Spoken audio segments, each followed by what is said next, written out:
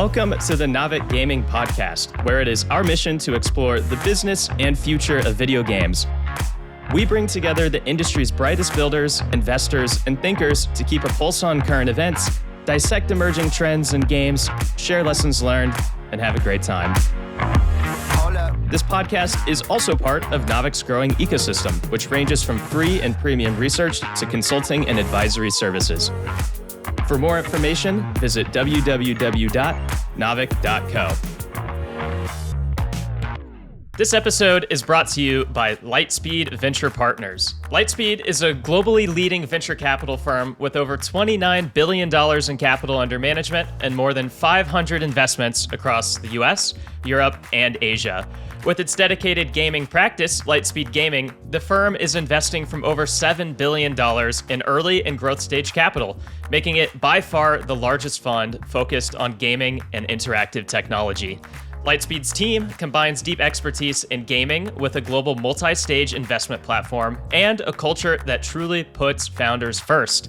Selected investments include Epic Games, Snap, and Stability AI, as well as game designers and producers who led the creation of titles like Fortnite, Call of Duty, League of Legends, Valorant, StarCraft 2, and many more.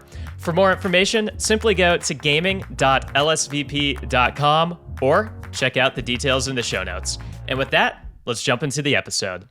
Hello, everyone. Welcome to another Naavik Roundtable. I'm your host, Devin Becker, and with me, of course, excellent guests as we usually have here, Aaron and Anil. How you guys doing?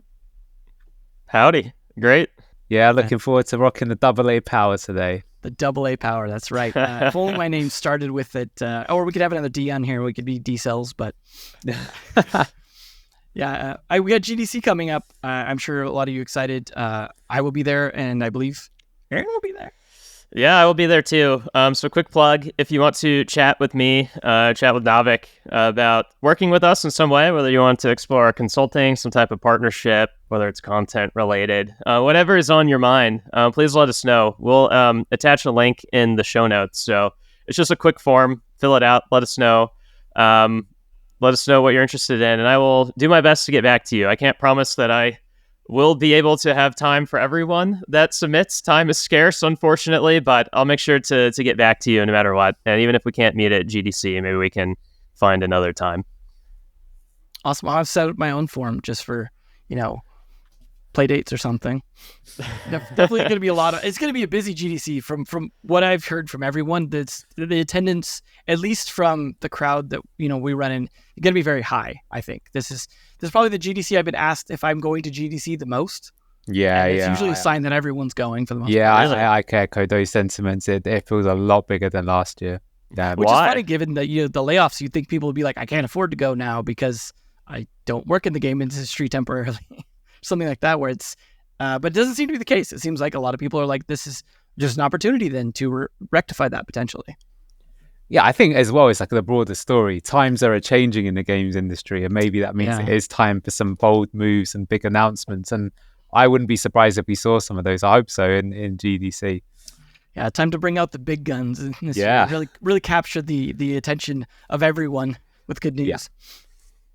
Well, speaking of good news, we have some positive news in here. It's a bit of a mix, but in general, as usual, lots of things happening in the game industry. I don't think this year started off quiet, and I don't think it's going to end quiet either. I think this is going to be, as you just said, a pretty busy year.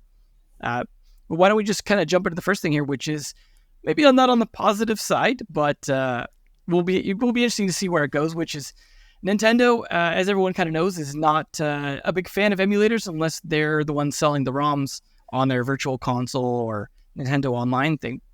In this case, I guess reasonably looking at it as a piracy tool rather than as a, collector's fan sort of thing, have sued the pants off pretty much Yuzu, a Switch emulator, for over $2 million is what they ended up settling on.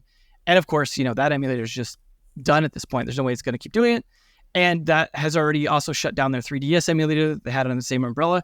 And basically, through chilling effect, shut down multiple other emulators, even shut down conversations about emulators, in this case, like on Steam Deck and just fan-based channels. Pretty much the definition of a chilling effect from a lawsuit. We'll see where this goes, but this was definitely, while just chump change to Nintendo, it's definitely a pretty big blow to emulators, which I'm not sure how much they were making, but I don't think it was this level. And this is definitely a sort of punishment level, I think, loss in terms of like the amount for the type of thing. And so in this case, obviously emulators are not necessarily, big business or anything like that in terms of the way people are looking at it. It's not necessarily something that drives business. But as I mentioned with the virtual console that was a thing before, Nintendo is one of the few companies that is selling essentially emulated versions of their games. Other companies tend to package them in like collectors, like whether it be, like a pack of a few games or remasters, whatever. Nintendo's like, okay, we will basically, emulate and sell you access to that, which to be fair, then that's them saying we have a reason to sue you because you're basically pirating what we are actively selling. It's not outdated things that are no longer accessible, which, of course, mixed bag true. In this case, Switch games, of course, are not a virtual console. That's still a legit business. And you don't even see Nintendo even mark their own games down when they're old. So the idea of someone emulating them for the price of zero obviously doesn't set well. But I guess the question is there anything you guys think this could have an effect on the games business in a minor or major way that is maybe not obvious? I think it can do it in a kind of unusual way. I mean, look, from a business standpoint, no, it doesn't. It's a very small fry with the amount of sums that we're talking about. But I do think this is an interesting story for a few reasons. I do feel that one thing we've seen recently is, look at Sony. Sony do now release their games on PC. Perhaps they have like a 1-year exclusivity on their home console before they go to PC. But with the industry becoming more and more consolidated and margins getting lower, the ability to grow your revenue outside your own primary platform is something that many companies are looking into. Now, Nintendo have never done that. They've always resisted the urge to do that for years. They really protect their own platform, like almost to a mafiosi level. And, that one of the reasons why, PlayStation became a thing is because people were fed up of paying for the charges. So look, the emulator, I think, people might not openly say it, but I think piracy, probably was the number one thing people were using it for. But I do have to say that I know of quite a big use case of many people that did own a Switch and even did own the games, but liked using the emulators because you could play the games on your PC, and it also meant that you could up-res the games and make it look better. So, for example, I remember seeing one of the Zelda games running on this emulator with some custom mods on it. And, the game already looks beautiful, but it looks absolutely stunning. And this is not something that they like to facilitate. So I do wonder if is it going to come back and bite Nintendo? Absolutely not. But I wonder if, they are quite an old-fashioned traditional company in that sense. And perhaps there could be something there. Look, the reality is that, these guys dialed back on the emulators basically over right away. But not only that, it spooked every other emulation project out there. It is also notable that a lot of Japanese companies, they tend to clamp down on fan projects as well. So, you sometimes get things like, someone's trying to do like Streets of Rage 2 remake of like a 25-year-old game, and they'll be like, no, you can't do it, even though that code is there. But you could say that, another case of emulation I can think of that I thought was actually quite successful was MAME. So if you remember that's like the arcade ROM emulator that happened many years ago. And now, many people own things like MAME cabinets at home where you can play lots of games. And I felt that kind of had a bit of a resurgence in retro gaming in general. And now you get things like the retro consoles that people made, and they sell quite well around Christmas. So going off on a bit of a tangent here, but I think there is something to be said there that maybe, this is speaking to, maybe Nintendo look at it as just piracy, but there could be something else there that they could tap into and going a bit broader and not just trying to make people only buy Nintendo-based products. Yeah, I mean, as someone who owns one of those kind of MAME cabinets here, but also owns all of the classic consoles, like the SNES Classic, things like that, I also own the actual hardware still. This place is like a museum sometimes when it comes to the fact that I have a Virtual Boy here. Like, that was the legit one I owned. Still have my original Game Boy that came with Tetris. But that doesn't stop me from still having these things. Maybe even out of convenience. Maybe I know that the wear and tear on those systems is ridiculous, and I don't want to play it on those systems for fear of just destroying. Or maybe I want to play it on my phone. There is definitely use cases, and I also wonder how many people bought, say, the SNES Classic, which of course Nintendo profited from, purely to then also add emulated games to it, right? Like, Nintendo still made the money from it. And then you also wonder about, Nintendo's Switch Online, Nintendo Online emulator on Switch is built off the backs of basically, I think, an open source Linux-based emulator, and so they certainly do benefit from the technology. But at the same time, I do wonder, like, if this is just Nintendo, is it still kind of free game on Sega or any of those, especially with Sega not even having the hardware anymore? Or, maybe if it's Japanese companies, maybe outside of that, although most of them are Japanese companies, Sega, Sony, Nintendo, it's kind of hard to find. I don't think anyone's emulating Xbox when you could already probably play the games on Windows anyways, but I digress. It'll be interesting to see if there is knock-on effects. I do think there is, like, obviously some talent loss perhaps from that, even when it comes to like you said, the remixes. Or I always think of Christian Whitehead, who was famous for his Sega emulators that he did so good that Sega hired him, and he was a big part of Sonic Mania, and that I thought that was great. Like that was how you do it. Basically the complete opposite of what Nintendo did. But that being said, like, Nintendo's free to do what they want with their property, and there's a good reason why they do it. But I do wonder if this is not as much of a positive for Nintendo as they would like. I don't think they were losing a ton of money over it, but clearly they do think they were. So they might have better numbers on that than I would. Nintendo often do unusual stuff like this, though. Like, another one that's sort of loosely connected is, loads of fighting game players loved Smash Brothers, and they like some of the older games, and they wanted to run their own tournaments for it. And Nintendo actually won't run official tournaments for the game because it's kind of not seen in their image. And I feel like any other company would embrace that and build out some sort of sub, division in their company to handle it in a respectful way. And they're like, no, we're not touching this with a 20-foot pole. It's just very interesting. Like I say, they're a very traditional company, but look, they're so successful that you can't really blame them for their moves that they make.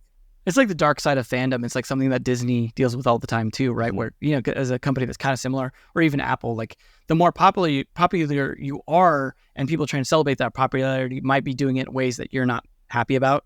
And then you've got to slap down your own fans just to kind of keep everyone under control. So we'll see how it goes. But in terms of cross-platform things in a more positive light, Netflix has actually been continuing to throw money at its own ports over to mobile. Yeah, so let me take this one. So I found this very interesting news. So Netflix is going to be publishing and launching Hades, which is by Supergiant Games. That game's been out for a while. It's coming out at the end of this month, March the 19th, as an iOS exclusive. So I find this interesting for a couple of reasons. One, I feel like Hades is like a super well-established game.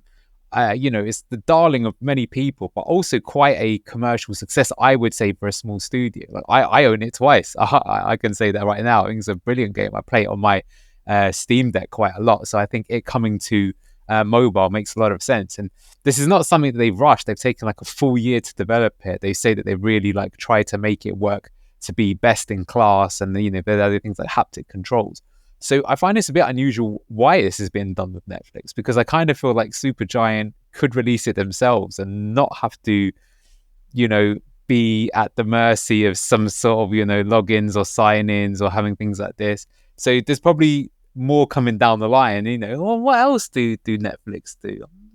Do they do animated series? Do they do other tie-ins? Could they do a push? So look, I think from Netflix point of view, I think this is a huge pickup. I do know that they have done some other published games in the past, but I think in terms of both quality and sort of status, this is a really big one, I feel. I'm quite interested to see what happens with this. And I think it'll be quite successful, I've got a feeling. And I'm curious, like, what sort of tie-ins they have related to this release and what's next, because I feel like if they're going for this one, what else do they have in store? I think there's probably some other quite juicy stuff coming down the line. And I think this is a real signal of intent for me from what they're going to be doing coming forwards.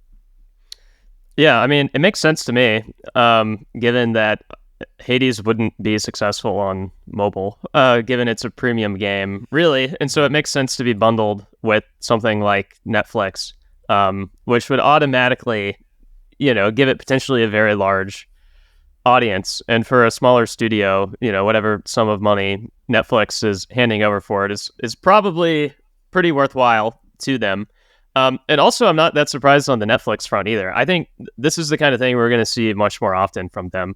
Obviously, as we talked about many times, like, they're still experimenting. They're finding their footing with their strategy, their business model, all of that. And that is going to continue evolving for a while. But the strategy really just like on a most basic nuts and bolts level, it was always going to start with licensing, like very simple things, and then grow its way up to licensing even better games such as Hades now, which, won Game of the Year. Like, it's an awesome game.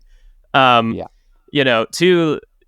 there, similar to what they did in video, then branching off to making their own games, which we're starting to see more of, but that of course takes time to really unfold, and they're still figuring it out.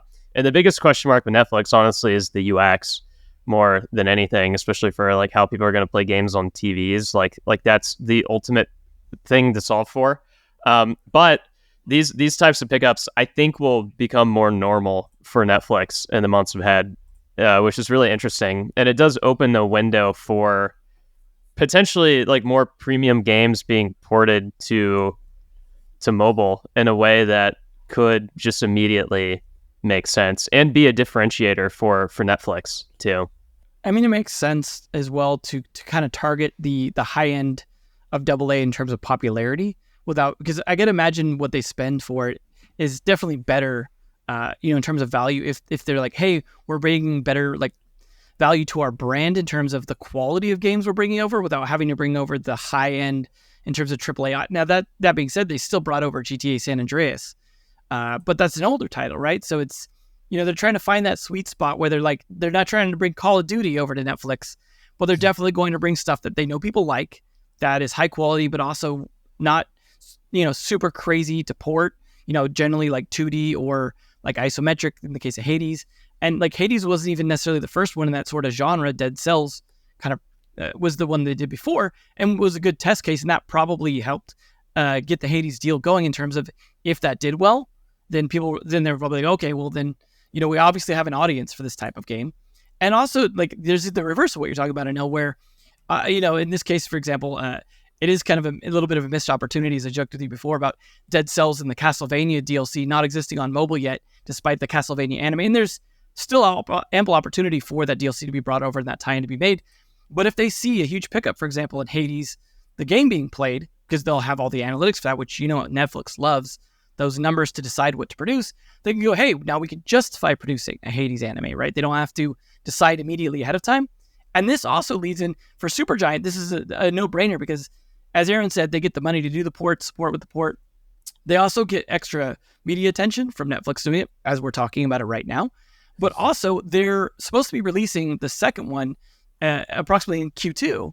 So this is like, hey, cool, free promotion with the old one, get people excited about it. Hopefully an audience that hasn't already played the game, maybe just Netflix people looking to go, hey, what else? What can I play off this? Now suddenly our brand recognition of Hades 2 comes out.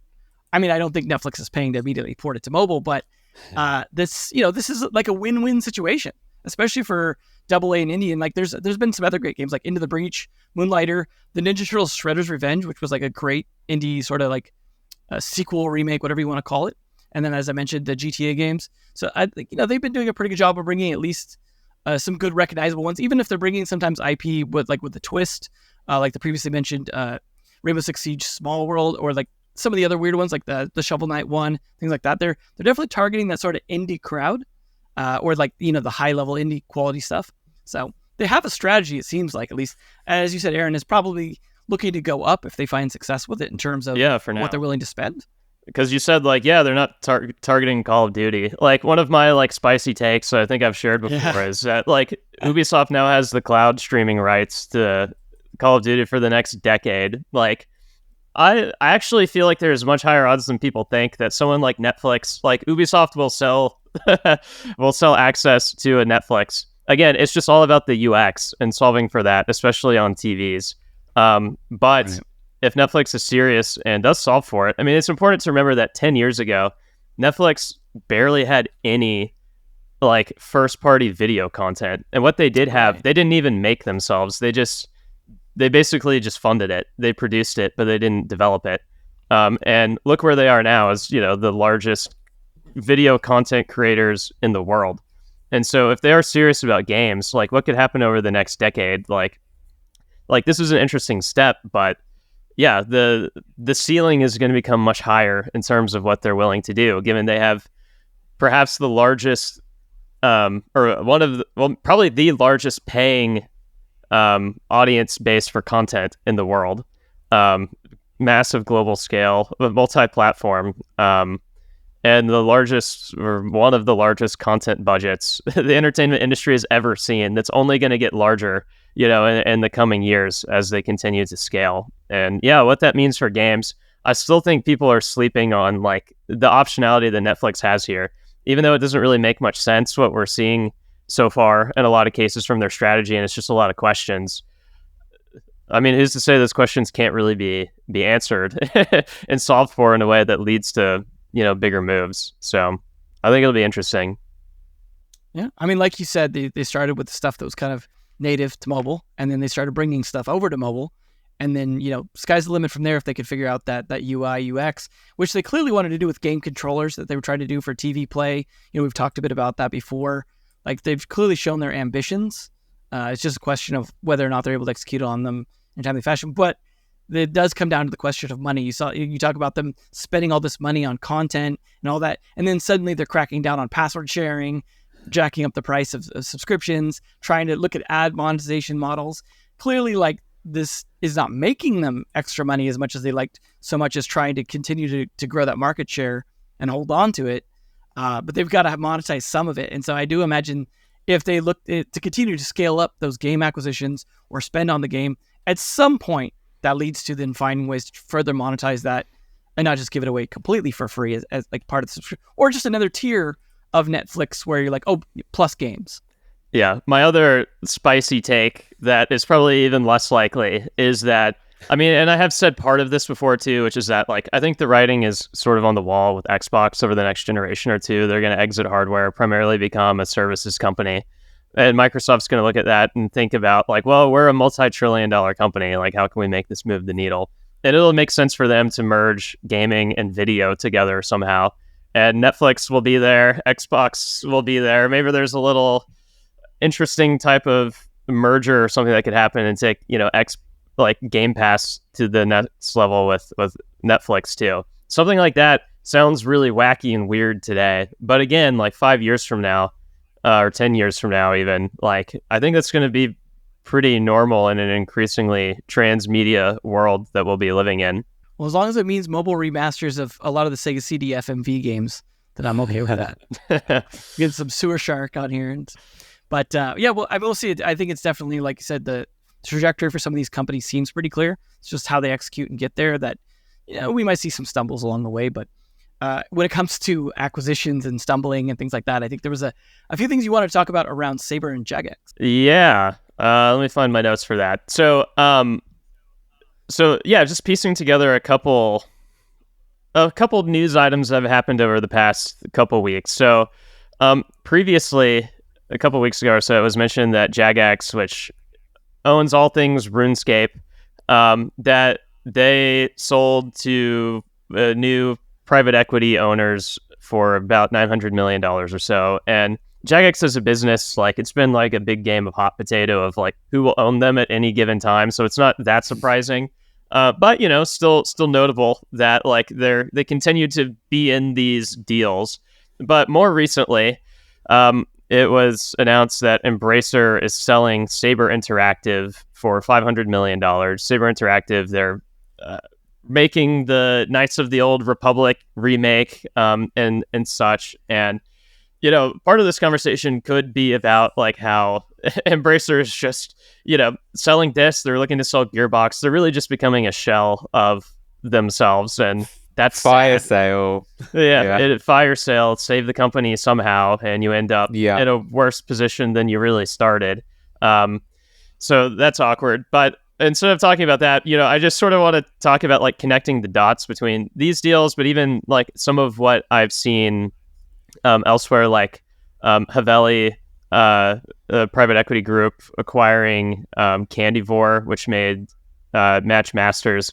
And over the past few years, there's been like the pendulum swung very heavily towards venture capital. And venture capital, when the market was booming, was like the primary investment type to scale companies, start companies, and really just fuel the industry. And that, of course, leads to, either getting acquired by the big companies, these growth by acquisition companies, big publishers, whoever, or going public. And really what we've seen is the pendulum swing back in the other direction in all of those categories, which is that if the industry as a whole isn't growing as much, then venture capital isn't going to be as active, which means that also like exit opportunities are not going to be as plentiful. The embracers of the world, they're not buying companies like they were. Even like the Tencents of the world, just for their own regulatory reasons, are not buying companies the same way that they were in the past.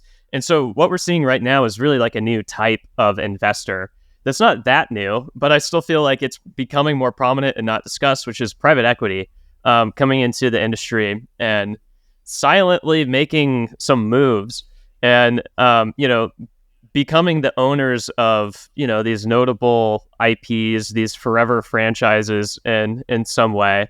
I think it's notable. And on one hand, private equity emerges from the shadows when times are tough. They come in, buy companies that usually are more struggling or flatlining, and they make money by less focusing on growth and more focusing on how to make those companies more profitable, and how to operationalize them more effectively. And it leads to, good cash flow generating returns for them, or they, spin it off, sell it off again to the next buyer in some way, take it public. There's usually another step after private equity. But also just like in the case of Haveli and Candivore with Mesh Masters, that's sort of like it leaned more on the venture side of the equation, but it wasn't, they're not a venture capital company. It wasn't a venture deal.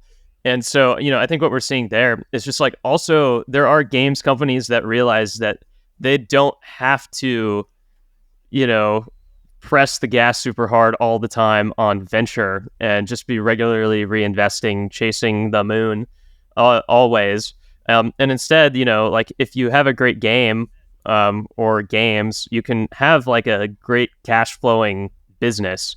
And there are investors that have a different profile and different desires that might fit that mold better and trying to get, more of cash flow returns versus just higher and higher valuation rounds until some type of exit.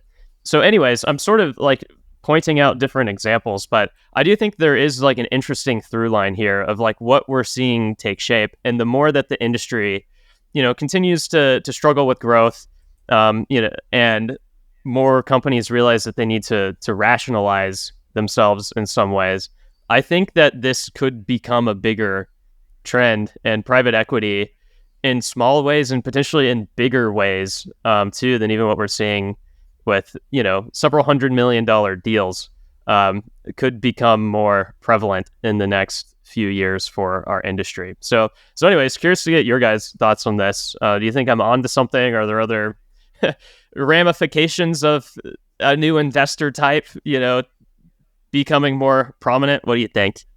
I mean, I definitely think it makes sense when you're like, you go through that growth phase when everyone thinks like you can just, as you said, press the gas pedal indefinitely. And then, at some point that can't last forever, regardless of whether the macro market is working against you or just that you maybe can't find a way to replicate that hit success, but you spend a bunch of money trying to do it. There's a whole bunch of reasons why it just at some point starts to kind of be like, well, okay, maybe we can't grow super fast anymore. And some people are content to go, let's pull this scale back. Let's just go ahead and, do what we do well and continue to double down on that. But then a lot of companies seem to just go, well, I guess we'll just do layoffs now. Or, they get in that sort of like, we're not sure how to proceed from here other than cutting back. And it seems like that's, as you said, public equity or private equity is a great opportunity for someone to come in and be like, hey, we'll help you do that. We'll help you sort of like just make this more efficient because you clearly were spending your money wrong. So we will give you some money to spend it correctly and fix that because we want a part of that, right? Because you have something there. You just weren't running your business effectively. We'll run it as a business effectively. It's the mentality, right? And that as you're later on, if you couldn't find a way to continue that success indefinitely, that is kind of the inevitable thing. And obviously we had things like Embracer and stuff sort of try and shortcut that in a different way. and it didn't work out the way they were hoping. I mean, there's still obviously some games under there, and maybe they'll find some sort of success. But we have, other companies like Gearbox and other ones potentially looking to be jettisoned off as well. I mean, we'll see if it ends up like fire sale kind of situation. But we have some of them like just kind of leaving, some of them, looking to be bought by someone else. Like it's kind of a variety of situations, but it does make sense because this is not just the companies Embracer bought. This is like the whole industry right now is in like a tough spot. And I think there's a lot of things that probably kind of pointed the ways to this for a while, like ever increasing production costs, never increasing game prices. Like there was a whole bunch of market forces making it like, this is going to tighten sooner or later, right? And maybe the mobile industry made everyone feel like it was going to go on forever. And then COVID certainly accelerated. That was gas on the fire. And everyone kind of admitted they overhired, right? Like Riot especially was like, we just hired too much, so someone got to go. So it's, it's a cycle that's inevitable, right? Where then just another type of business steps in. I think it makes sense. And hopefully it's one where it actually keeps these games alive in a form that everyone doesn't just quit and leave. It was funny you pointed at Jagex because it makes me think too, I'm surprised. I wasn't someone who played RuneScape. I was more of an Ultima Online person, but the amount of people I've heard use RuneScape as like a touch base for different things, it clearly has like a brand recognition and like potential opportunity to be something. And then I look at Ultima Online still being run, but by Broadsword kind of partnered with EA because EA kind of picked it up and kind of dropped that ball. But like these things that have this sort of brand recognition can maybe find someone that runs it more efficiently, like in this case Broadsword, or maybe someone else can help Jagex run it more efficiently, that it's like maybe you could drag this thing on forever if you just don't overspend on it and try and grow it indefinitely. Just run it like a smarter business. If you have a small audience, spend like you have a small audience, right?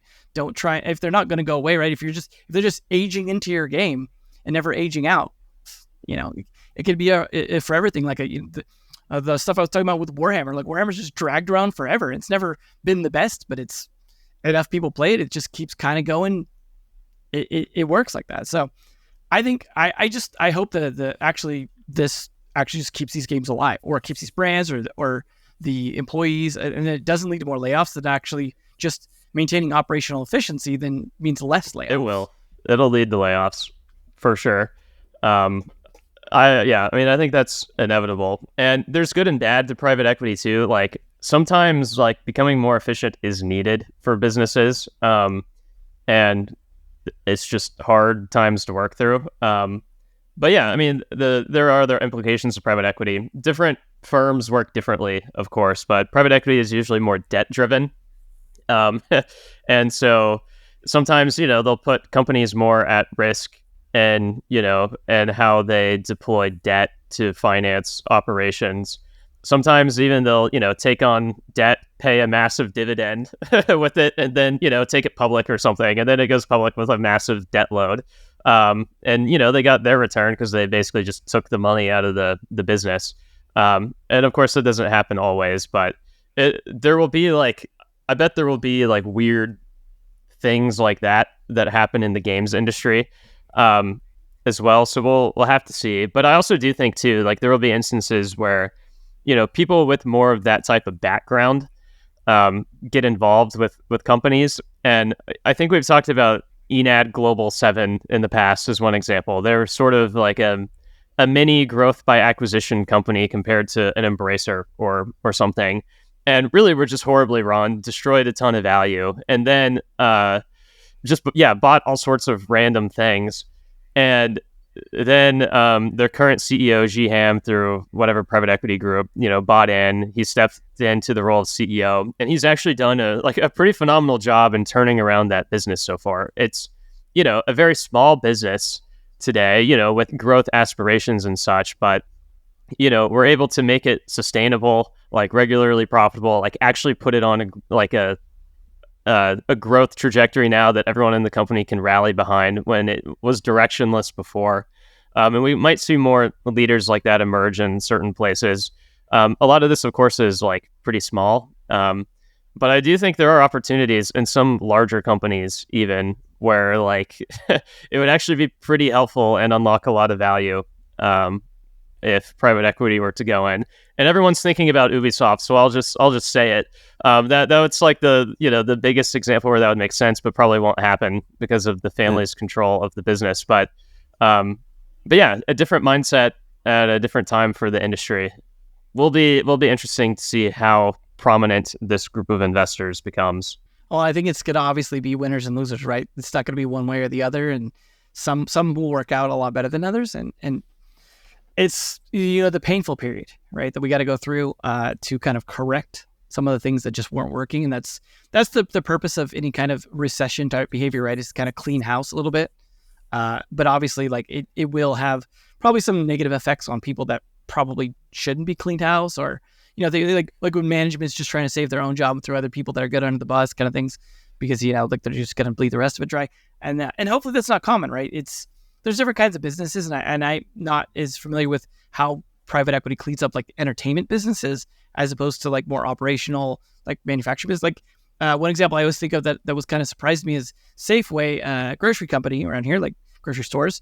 That I think they're Vaughn's elsewhere and stuff like that. Safeway I always just thought was good, successful company or whatever. And I was like, one time I looked up, who owns Safeway? And I was like, private equity. That could have surprised me. And it certainly wasn't. They didn't run it into the ground. They didn't milk it. Like Safeway seems like a pretty well-run company. I think it's been like that for a while. I go get my groceries from there. It seems to work fine. But it never seemed like it was a hugely detrimental thing. But that's a different kind of business than entertainment where, you got this hit-driven up and down thing. It's not like something where you just, all we got to do is keep churning out groceries. And so I hope the right people are picking up from private equity that understand the business. I think is probably the important part. But in the discussion of winners and losers and people that are maybe on the other side of that are doing well, I think we wanted to also discuss, like, we've talked a lot about the ones that maybe haven't done so well. We've also talked a bit recently about some of the ones that have done better. And I think we wanted to kind of look at so far into the year, outside of all the people that have maybe had to change positions temporarily, there has been, maybe some successes we can look at. Actually, before we do that, Devin, can we hit on one more topic, which is the Epic versus Apple update? One more loser potentially before we dedicate the rest of the episode to winners. So we don't have to spend long on this, but I think it's important to acknowledge again that Apple continues its blatant antitrust tactics. So the DMA in Europe, in short, enables companies to build their own competing app stores.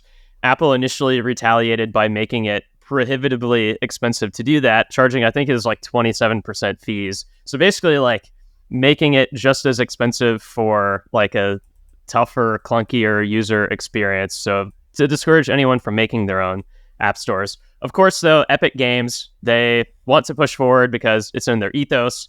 Also, Fortnite isn't allowed on the App Store, and so bringing that back in some way makes a lot of sense for them to do, which also, opens up UEFN to that audience again as well on mobile, which will be interesting to see. But it was announced not very long ago at the time of recording that Apple is now taking a step further by revoking Epic's developer account, which would stop them from developing anything on iOS, which is pretty wild. And so I was looking at some of the materials from like emails that were being shared about this.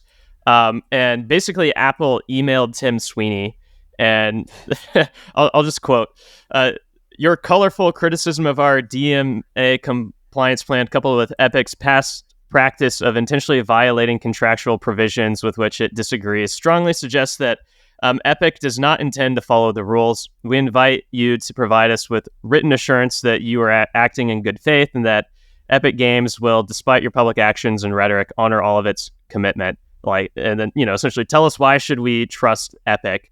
And then Tim Sweeney responds by saying, Epic and its subsidiaries are acting in good faith and will comply with all terms of current and future agreements with Apple. And then Apple gets back and just says, Mr. Sweeney's response to that request was wholly insufficient and not credible. And then it goes on to cite tweets for why that's the case. And, on the surface, it's not crazy why Apple wouldn't trust Epic, because Epic did break their rules before.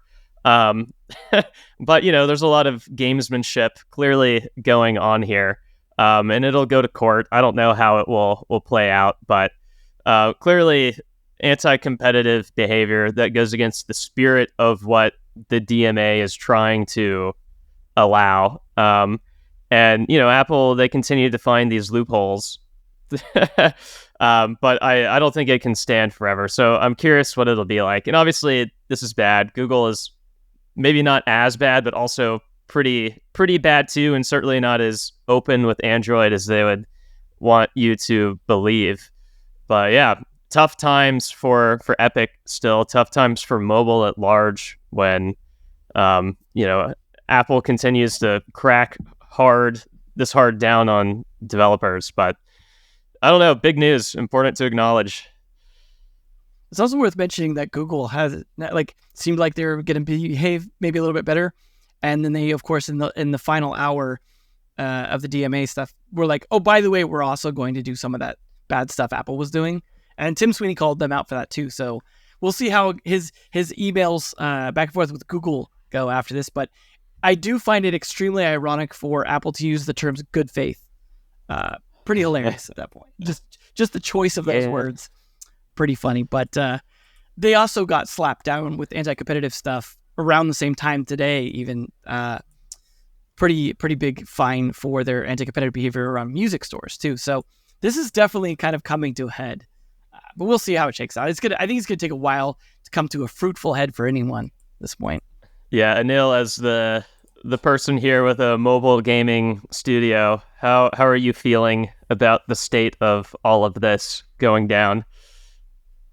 It just feels like two billionaires having a money fight, really. But I mean, look, there has been some big deals and some, big rulings, but we've yet to see any evidence come from it. So I think everyone waits to see if that would happen. But yeah, I guess the recurring theme is, things aren't right in the games industry right now. So maybe it is going to need something like this to open up a new avenue to start getting things moving in the right direction. That would be nice to see. But at the moment, it gets a bit tiresome just looking at this go on over and over, to be honest. Yep. And with that, Devin, I'll let you shift the topics back to happy things. Right. Rainbows and everything right now. It's, I was kicking off with saying that, I think, we've talked a lot about some of the big surprise winners, and to me, AA is it right now, and I think there's a pretty obvious reason why they're charging less for their games. And so people looking for fun new things to do that don't want to spend $60 only to be extremely disappointed by the release, which has been maybe a little too common when it wasn't something that you could really count on being good. I think it's an inevitable conclusion that's benefiting more talented, creative people in the industry that aren't overspending and under-delivering. Who wants to take a tack at the next happy thought? Well, I could think of a couple of studios that I think have had a great year and kind of echo what you've just said there. So two that immediately come to mind. First would be Arrowhead Studios, who've made Helldivers 2. Don't know if you ever played the first game. The first game was a very interesting game. It's pretty polarizing, I would say. Like, some people loved it, some people hated it. And to see their sequel, get to the top of the Steam charts is, I think, phenomenal. I mean, anyone saw that happening. And so that's quite a nice thing to see, that a smaller studio, I would call that a AA game. It was like a digital game, maybe slightly bigger budget for this one, stick to their guns, so to speak, and do so successful and sustain it is really good. Be interesting to see if they get acquired or not. Their CEOs come out today and said they absolutely won't be. And that's exactly what Bungie said about Destiny, didn't they? Until, about a month later, they were indeed acquired. So let's see what happens there. So I think that's been like a real success. And similarly, a debutant would be Pocket Pair. If you don't know who they are, they're the guys that made Power World. So that's obviously come up absolutely nowhere. But that game hasn't just been a flash in the pan. It's been in the top 10 Steam sales for quite a while now since it's come out. And, many people thought it was just going to be a one and done. So they probably already made more than enough money to cover their costs probably for the next 3 or 4 years. Be interesting to see what happens then. And what both of these games and companies have in common: smaller scale games made with, sort of more passion, done on a more sensible budget. They have gameplay at their core or something new that hasn't really been done in the mainstream, and they've achieved success of it. And I do have to say, I feel like that is probably where we're going. I feel like the arms race of trying to get to hyper realistic, super duper quality has basically just ended up in a position where games are too expensive to make. The margins are low. You make one false step and it's catastrophic. So we've got to go back to being maybe a little bit more imaginative and being more about art style rather than hyperrealism. That said, Helldivers is fairly realistic, but again, they haven't gone for like, super quadruple A standards. I can think of a third one as well, but I'll wait to see what Aaron comes up with. Yeah, I just want to tack on that real quick. If it had come out this year, I think Baldur's Gate 3 would be probably... Yeah. Larry and the studios, exactly. Well, let's see. On my draft board of good things for 2024, I think I'll call out AppLovin. So AppLovin, so far, like we keep track of like a public markets gaming index of the top gaming companies, and AppLovin is the best performing company of the year so far. It's up about 60% in 2024 so far, and is up way more from its lows. And so it's been really impressive to see how they've adapted with the times, and kind of stayed on the cutting edge of mobile UA. And I was reading something Eric Seifert wrote, and his blog or newsletter, and basically what he pointed out is that right before Unity merged with ironSource, the three companies, Unity, ironSource, and AppLovin, they all had about equal market share in their advertising revenues.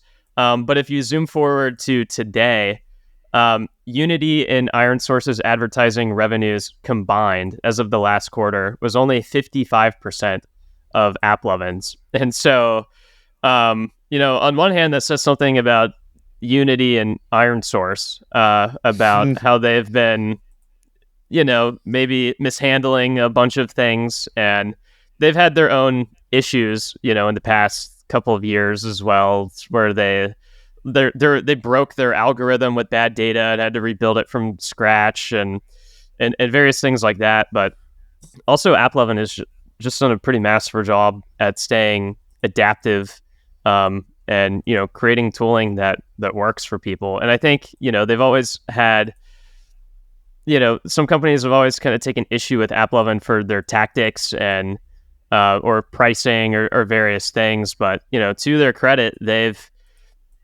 maneuvered very well. And from even like pitching like, hey, Unity, you should work with us instead of ironSource, probably maybe good for them that fell through, and that they've been able to operate on their own and kind of be away from the Unity mess of late. So yeah, AppLovin, in a difficult mobile environment, they are doing a pretty phenomenal job right now. Really impressive.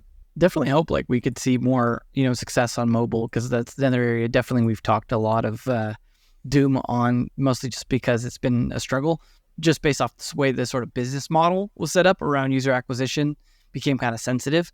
But it is kind of interesting with all of these in the sense of like discovery and finding users can be kind of tricky. And it is kind of interesting to see like Steam, for example, be maybe a better place for some of that, despite the millions of games that seem to get dumped on Steam. But it is weird to see like marketing strategies maybe not even being a factor in that. Like, I don't think Helldivers 2 really had marketing. Like I was someone who played the first one and all the Magica games before and stuff, and I had no idea it was coming out till it was out. And so it is interesting that there are still areas where quality could shine. Obviously, virality aspects, like we talked about this before, with like the Pokemon with guns aspect of Pal World and stuff like that. And it's like you come in with a good hook. In this case, maybe it's Starship Troopers, maybe it's Pokemon with guns. That's something that people happen to want, and some good quality, and actually like don't over crazy spend on it to where you can actually, as Anil was saying, not just completely die. Although it does sound like Pal World was maybe hanging by a thread there. But, I think that's a lesson to some people that if you're not EA or whatever, don't act like you are, and shoot for, let's just do a good job. And maybe Steam isn't like as bad a place if you can manage to get to broadly. I was thinking about this the other day, like just the effect of seeing what your friends are playing pop up that notification in the corner. I've noticed it having a pretty strong effect, because there's this sort of desire, like, what am I going to play next? What am I going to play next? Feeling a lot of times these days, as it feels like we churn through games very quickly. That having that sort of what are my friends playing effect or curiosity around it, and Steam's continued or Valve's continued efforts in trying to improve marketing and discoverability on Steam in general, because they actually put effort into it, unlike certain mobile platforms that maybe do the opposite. It's really interesting to see that there's some evolution there that could be beneficial to the middle of the industry and not just, the top or bottom. What's next on your draft board, Devin? Oh man, like I said, I think we've named them all, but it's like kind of a spectrum, right? Because like there was like more higher end ones, like the Baldur's Gate one that I said, where it's like maybe there was a bit higher than or high end of AA, and then you've got all the way down to like Balatro, which is like the low end Vampire Survivors type one, and then I still think there's a lot of these like sort of any kind of horror games that seem to come out with a bit of a splash, and I think it's almost like we talked about before, like this sort of Roblox kind of developer evolving in. And I think that's a positive for the industry to see these sort of indie creators that cut their teeth in this sort of mod kind of world. That we always talk about, like those of us who used to play mods and like missing mods. And I think having that sort of infrastructure around UGC, whether UGC is a flash in the pan, I think it's like benefiting us getting developers that actually get to test their games in the wild and like learn a lot before they start to come in to the scene. So we're not just seeing indies come in from like just really liking indie games and making their first one. And I think UEFN could be a big part of that as well. So I think trending into this year, having maybe some of these financial or market like driven ways for indies to cut their teeth, I think could continue this success story. So it's more of like, that's almost more of a trend in a specific game, because like I said, a lot of the games are already kind of named, but I think they show some of that. And obviously like Balatro was kind of a odd one. It was more just dude making game because he wanted to for fun and got caught on. But like sometimes that's all it really takes. And it's like, if your expectations are low, that's not a bad thing, because that was the case with Vampire Survivors as well. He wasn't expecting success, but I think that helped both of them focus on quality. And that's the through line for me, is like focusing on quality and making stuff that you want to play, that you know is good, I think is a huge win, because even if you don't succeed, you still get a game you enjoy playing. How about you, Anil? What's next? So for me, is one that I've got a feeling and not many people know of, but you will do if you're in the Web3 world like myself. That would be Scry Studios. So they're the guys that made Heroes of Marbia. That had a very successful launch. They listed their token and they've got their game. And it's maybe exploring some new space where the interest in their token fueled a massive amount of downloads for their game. They're getting downloaded over 2.5 million times without really spending much money, just through driving through hype, and perhaps creates like a new revenue sort of stream, because token transactions just between that and market making can generate revenue for the studio. Now, I think it's too early to really say how successful this will be compared to the other products, but I think again, in this sort of spell of doom and gloom in the games industry, what tends to happen is that people have to work out new tricks and see where comes next. So just off air, Devin said, and I think he was quite right to say this, that after the 2007 financial crash, what really happened, I feel, was mobile gaming came out of that. Not right away. It took a few years to get going, but by sort of time 2009, 2010, free-to-play was a thing, and then it absolutely exploded in the 2010s. Perhaps the return of AA gaming is one of those, but if there's a new thing to happen, perhaps it's not necessarily a platform, which is sometimes what happens, but it could be the distribution and the business model type of thing. And I will say that in this case of Scry Studios and their project, perhaps there is some commonality between that and the AA games that we've mentioned. And that is, it feels like games where you have some sort of tighter community or interest or super fans to get that initial momentum together can burst out to make more of a successful product. And that could be where we go in the future. It kind of feels to me that like where we are in video games at the moment is quite familiar to movies, I would say, where you've got these kind of super duper blockbusters that maybe some of these are still going to make money. I mean, for example, let's be honest, GTA 6 is still going to be pretty successful, isn't it? Is it going to sell over 150 million copies? Maybe, maybe not. If the marketing budget, probably it will do, if you ask me, right? But equally, there isn't room for that many, maybe on the top end games of it. So where does it leave for everyone else? And so maybe that is the answer. Maybe it is about trying to find some initial momentum, building from that, and that's going to be the new way to do business. Now, how does that scale for the really biggest players in the space? Not quite so sure, but sorry to steal your thunder a little bit, but maybe another game that's gone a bit under the radar this year that's had a very successful launch has been Tekken 8 by Bandai Namco. And what happened with them is that I felt that they lost a bit of momentum with their last release. And with this one, it seems like they really actually did listen to their community and focused on making a great game. They did a lot of streaming and beta streaming a bit early, and it's been pretty successful for them. I think it's already sold 3 million copies. Whereas by contrast, you got WB Studios and NetherRealm, and they've made Mortal Kombat 1. And actually, that game has actually sold better than Tekken 8. So you might think, what's the point I'm trying to make? But the critical reception is pretty poor. If you look at the amount of people playing a game, is dipped to like a very low number. And it looks like it's not going to come anywhere close to the previous Mortal Kombat that sold 15 million copies.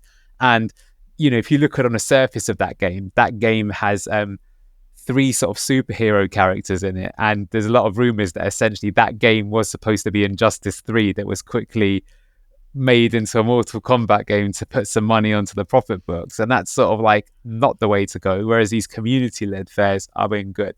So Scry Studios is my call. And the bigger point I want to make is I thought that is maybe an avenue we'll start to see more of. Can it transition to the top studios? Not sure. But maybe there are some signs that it could do.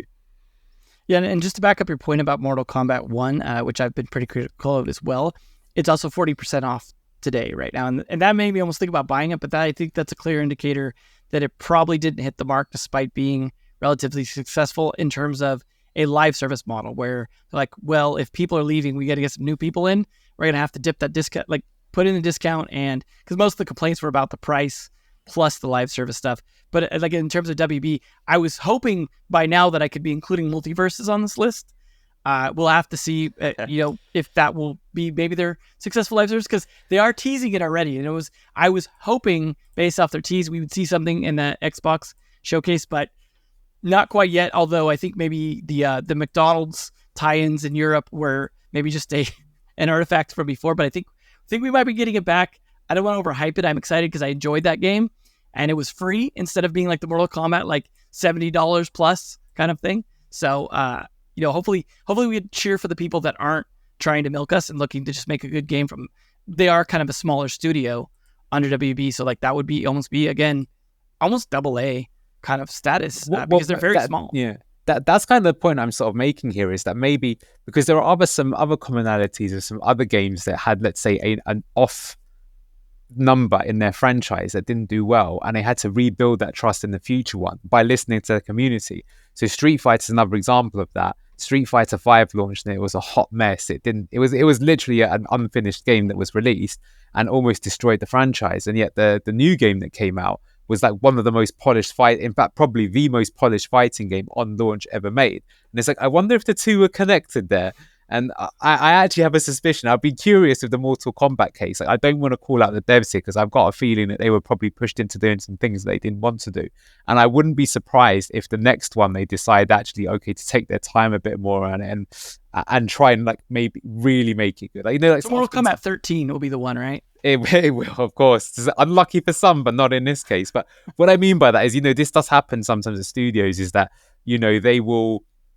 they'll target a Metacritic rating internally, right? So it could be like, okay, this game, we'll accept it if it's a 70, but it makes this amount in terms of like the return.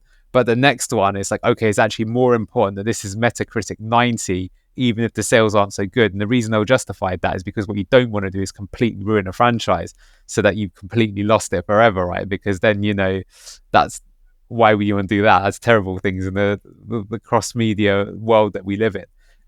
So maybe we'll see some more of that. And another one that's coming out quite soon actually is Dragon's Dogma from Capcom. And I'm curious what happens there because the first one also had similarities to that. It had like it was a good game, but didn't feel like it hit the mark. And again, it felt like it was a game that was rushed. This time around, it looks like they haven't rushed it. So let's see if this one is both a commercial and or a critical success. And maybe that is the case that they realize that you can't. It's kind of funny because the companies need to get more efficient, but maybe quality still got to be the benchmark that people shoot for. Yeah, I mean, you've definitely got that sort of like every other sort of thing where people are really successful and then they try and cut corners on the next one. It backfires, but still makes some good money because people had expectations for the previous one and bought in. And then you let's take that money that we made that we probably shouldn't have cutting the corners and spend that money to make the next one good and revive the sort of quality of brand. And I think we see that a lot, even in movies, video games, whatever. It's like, well, do we revive this brand or we just keep cutting and see how far we can get down? And I think let's make the next one better. Let's take that money that they invested in us because they have faith in us and make that come true in the next one. Not everyone does that, but I think that's a lot better of an outcome than, so, like Modern Warfare 4 might actually be worth it, maybe, for example. Nice. But yeah, I can kind of wrap up with a couple final ones. I mean, one, I guess put another Web3 theme on it, is immutable. Obviously, I mean, crypto is having a resurgence, for better or worse, and all things Web3 will kind of, ebb and flow with those tides. But I've been really impressed with immutable, and some of this isn't, in 2024, but I think what's most impressive is that, 3 years ago, it really was an open question about, if you were a developer coming into space, like, what blockchain would you build on? What platform would you use? And immutable has been able to, through, honestly, just like pretty brilliant entrepreneurship, been able to come up with a more definitive answer for the vast majority of teams. And so, of course, like, they've raised money well to last through bear markets. They've built their ecosystem and technology stack out. But, perhaps most brilliantly is they turn competition into partners, such as with Polygon. And now, you can get the best of both worlds, through immutable. And also, I think it was called Beam, if I'm not mistaken. I think by so. Merit Circle, yeah. Yeah, by Merit Circle. And maybe they'll come out with more interesting deals like that in the future. But really, because of all of this, their own hard work and their partnerships, I think their market share is over 80% now of teams building in Web3 are now choosing to work with immutable. And obviously, that doesn't mean that the money is being made yet. But we're starting to see like the business development wins. And I follow the founder, CEO, Robbie Ferguson on X. And, occasionally he'll tweet out or post just random updates from their BD team. And the latest one, which was less than a week ago, was, like, we hit a new record in 48 hours. We just signed 10 new like games teams. And I'm like, that's pretty... One of them was my team. Oh, there you go. Oh, stealth announcement. It's not stealth. That was announced actually. Yeah.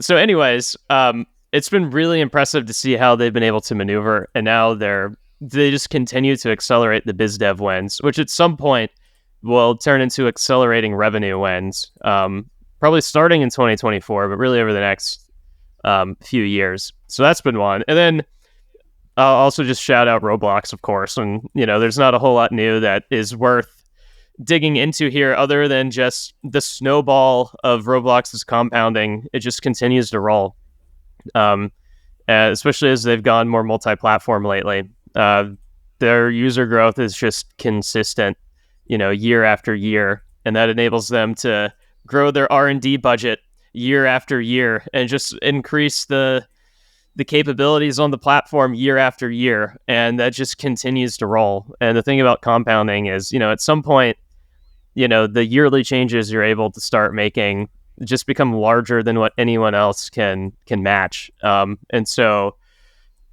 I've just been super impressed with how they've just, put their stake in the ground and just made it very clear that this is like a next era of gaming. And even as mobile flatlines, as consoles, struggle for growth too, it's just more and more is gaining share in these platforms, Roblox in particular, and UEFN to a lesser degree. But man, it's so impressive just to see the consistency and the growth of this Roblox team. And they'll have ups and downs in the market as what people focusing on their earnings or whatnot in any given quarter, get excited or freak out. But really just that underlying compounding machine is intact and very impressive in difficult times.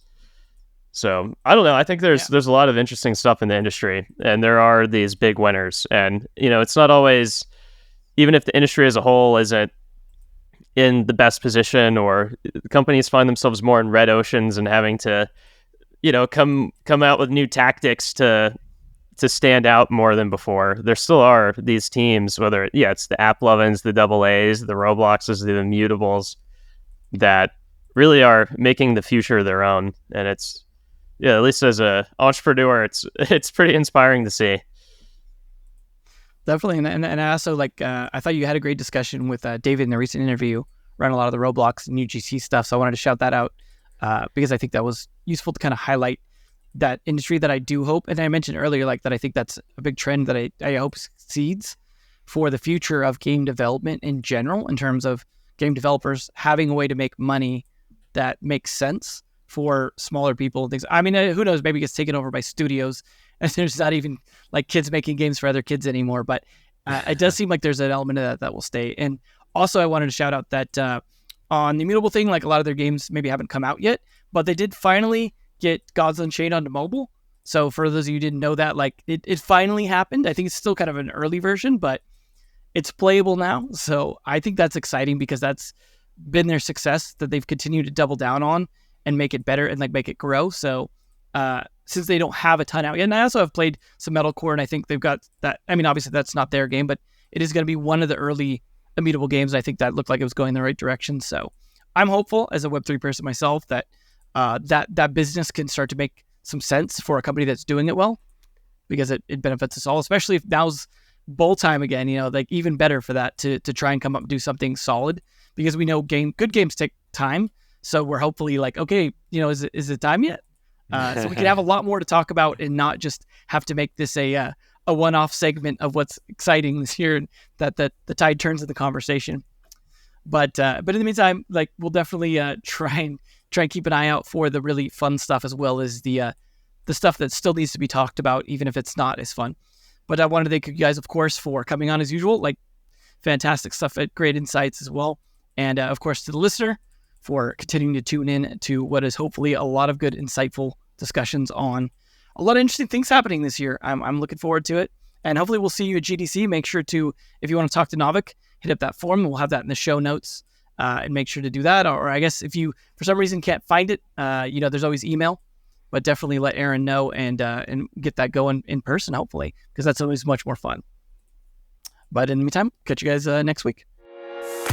If you enjoyed today's episode, whether on YouTube or your favorite podcast app, make sure to subscribe, comment, or give a 5-star review. And if you want to reach out or provide feedback, shoot us a note at podcast@navik.co or find us on Twitter and LinkedIn. Plus, if you want to learn more about what Navik has to offer, make sure to check out our website, www.navik.co. There, you can sign up for the #1 games industry newsletter, Navik Digest, or contact us to learn about our wide-ranging consulting and advisory services. Again, that is www.navik.co.